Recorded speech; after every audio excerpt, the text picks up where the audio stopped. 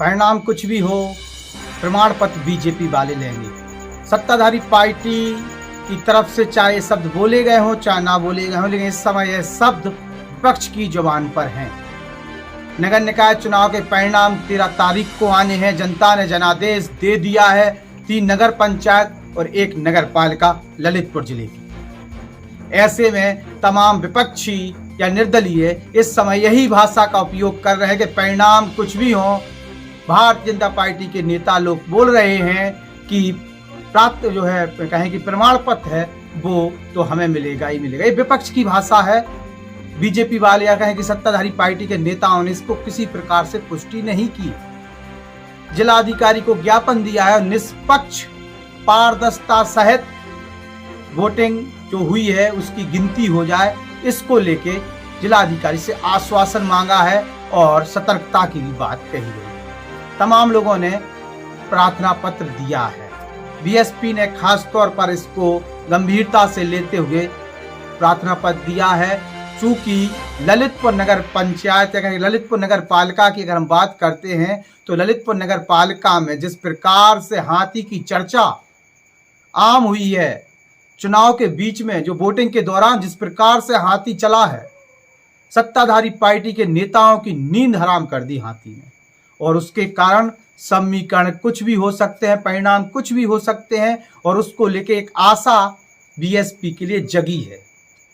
तमाम जन चर्चाएं समय हैं। चुनाव की क्या कमियां रह गई, कहाँ मंथन हो चल, क्या कमियां रह गई, किस प्रकार की चीजें होने चाहिए थे, उस पर भी दोनों पार्टियां कहें कि जितनी भी राजनीतिक पार्टियां वो अपना अपना मंथन कर रही हैं।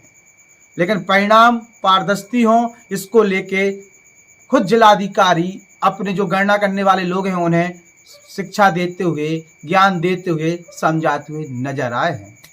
आलोक सिंह और अभिषेक अग्रवाल के ऊपर विशेष जिम्मेदारी है निष्पक्षता बनाते हुए परिणामों को जनता के बीच में लेकर आए और किसी भी प्रकार के आरोप प्रत्यारोप प्रशासन पर कहीं ना कहीं ना लगे। कारण भी यह है कि सामान्य वर्ग जिस प्रकार से इस चुनाव में नाराजगी जताता हुआ नजर आया है, खास तौर से ब्राह्मण समाज।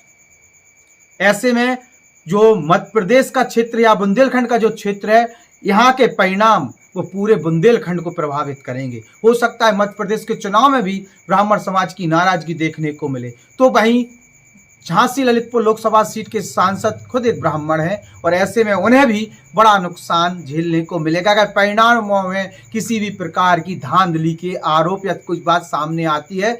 चूंकि तमाम लोग ऐसे हैं जो निर्दलीय तौर पर चुनावी मैदान में हैं, इसलिए तमाम आशंकाएं जताई जा रही। मेहरौनी के समीकरण भी बिगड़े नजर आ रहे हैं। जिस प्रकार से बड़ौनिया की चर्चा सामने आई है और जनादेश कुछ उसी तरफ को होता हुआ नजर आ रहा है। इसी प्रकार से तालबेट में सामान्य तौर पर जो सामान्य प्रत्याशी या निर्दलीय प्रत्याशी के तौर पर अवधेश अर्जड़िया ने जो ताल ठोकी है और जिस प्रकार की बातें सामने यानी कांटे की टक्कर बीजेपी प्रत्याशी और निर्दलीय तौर पर अवधेश अर्जड़िया के बीच में देखने को मिल रही है, जो आम चर्चा है। इसलिए वहां पर भी सतर्कता और निष्पक्षता के साथ चुनाव परिणाम जनता के बीच में लाने की अति आवश्यकता है। कांटे की टक्कर मेहरौनी में, कांटे की टक्कर आपके तालबेट में, कांटे की टक्कर ललितपुर में। 3 ऐसी सीटें हैं जहां पर बड़ी कांटे की टक्कर है और इसीलिए तमाम प्रत्याशी जो निर्दलीय हैं या पार्टी से हैं वो तमाम आशंकाएं जता रहे हैं। लेकिन अगर किसी प्रकार की धांधली के आरोप प्रशासन के ऊपर लगते हैं या फिर सत्ताधारी पार्टी के ऊपर लगते हैं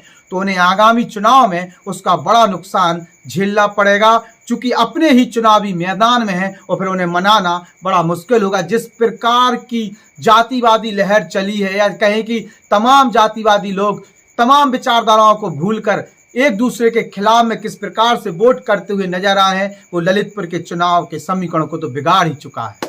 परिणाम का इंतजार हमें भी है 13 तारीख को और सबको परिणाम का इंतजार है। क्या परिणाम होने वाले, मेहरौनी में कौन चुन के आने वाला, ललितपुर में कौन चुन के आने वाला है, तालबेट का क्या रिजल्ट होने वाला है, पाली का अगर हो तो वो भी बता दीजिएगा।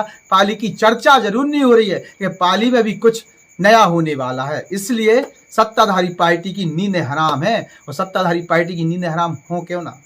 जिस प्रकार की सीटें आवंटन की हैं उस पर आरोप भी लगे हैं। पार्षदों की सीटों में जिस प्रकार से जातिवाद का तड़का लगा हुआ है और तमाम दिग्गजों ने अपने अपने खास चेहरों को वार्डों में उतारा है, उसके बाद तो जीत और हार का परिणाम भी उन्हीं के मुँहे पूरा जाएगा। ऐसे में जिला अध्यक्ष और प्रभारी और तमाम बड़े बड़े दिग्गज नेता जो अपने आप को बड़ा दिग्गज मानते हैं, उनसे सवाल भी पूछे जाएंगे और कार्रवाइयाँ भी उनके ऊपर होती हुई नजर आएंगे कि परिणाम विपरीत रहे। पहले तो निष्पक्ष परिणाम ही सबके सामने आ जाए, इस प्रकार की गुहार तमाम विपक्षी दल और निर्दलीय प्रत्याशी जो है वो इस समय जिलाधिकारी से लगा रहे हैं। आपका क्या है कहना? निष्पक्ष होगी मतगणना? नमस्कार।